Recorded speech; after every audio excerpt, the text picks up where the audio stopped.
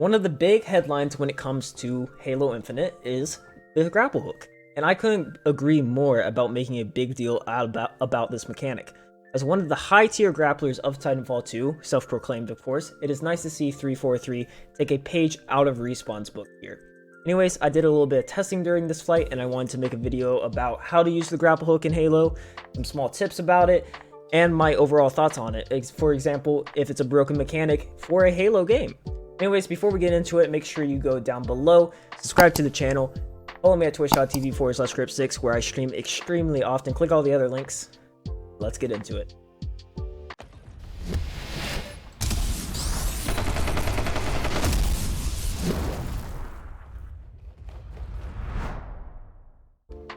Let's start with the basics, of course.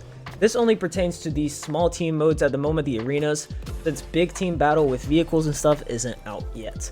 You throw a grapple and it pulls you to the point it connects to. Infinite has this nice way of letting you know whether or not a grapple will connect by this little yellow dot in the center here. If you can hit what you're aiming at with the grapple, there's a yellow dot. If not, no dot. Nice little quality of life mechanic there. If you grapple a person and ride it the whole way, it automatically melees for you. You can cut the grapple off by crouching after it's connected. And the really good part of this grapple, just like in Titanfall 2, you can slingshot. I love slingshotting so much, it's so good, it's literally my Discord status and has been for about 2 years now. But you slingshot the same way you do in Titanfall 2. You look away from the grapple at the beginning and hold the opposite movement key. And after you get past the halfway point, turn your camera back towards the connection point and hold the movement key towards the grapple as well. Now you've built up speed and it will send you flying. You want to be a bit more gentle in Halo than in Titanfall when it comes to looking back at your grapple. And this is because Halo's grapple pulls you to the connected point in a much stronger fashion. And if you look too directly at it, it will just pull you into the wall instead of letting you slingshot past. Just keep that in mind, but just watch all my slingshots that I'm showing and you should get a good idea of the limits of keeping the grapple connected and how to properly fly with it.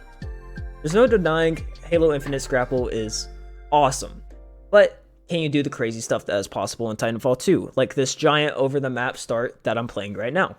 The short answer, sadly, is no. You can go crazy distances with it, but you can't do as crazy of things with Halo's grapple. Let's talk about why that is. While both grapple hooks will send you flying through the air, Halo's pulls you towards the connected point much quicker than Titanfall does. Because of this, and the fact that Halo's is shorter, so not as much momentum buildup, you can't go as far as you can in Titanfall. That doesn't mean you can't do cool stuff with it though. But also, the tops of maps like the buildings on Bazaar that I'm showing in this clip, stop you from going over the top of them. So you are limited by the inbounds area. If anyone finds a way to out of bounds with grapple, please show me in Discord, which you should join, or at me on Twitter, which you should follow my Twitter, by the way. All the links are in the description below, right next to my Twitch one. Talk to me, please, on Twitch. Last difference between Halo and Titanfall that makes Titanfall 2's grapple a little bit better is air strafing. In Halo, there is next to no air strafing. So you can do course correction, and you cannot do course correction in the air. Where your grapple is sending you, that's where you're going to land. In this example, if there was air strafing, I could land on top of the truck or in the room on the right.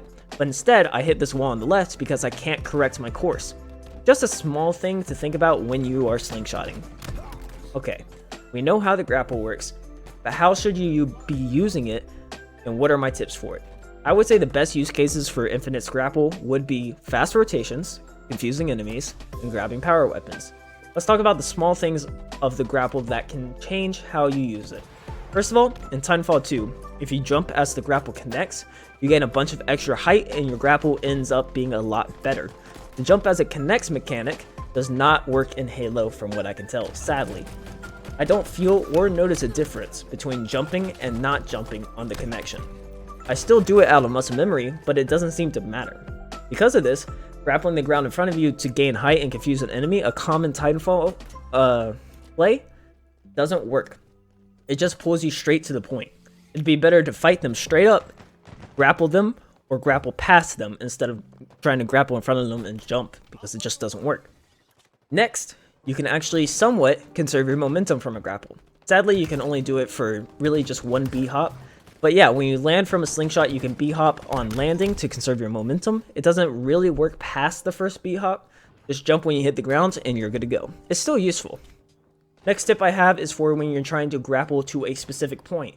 Like if you want to get on top of this truck in the clip. Don't just grapple and stare straight at it to get to the top. Slingshot instead.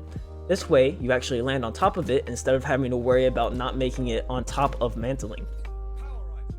This will probably save you from dying a lot.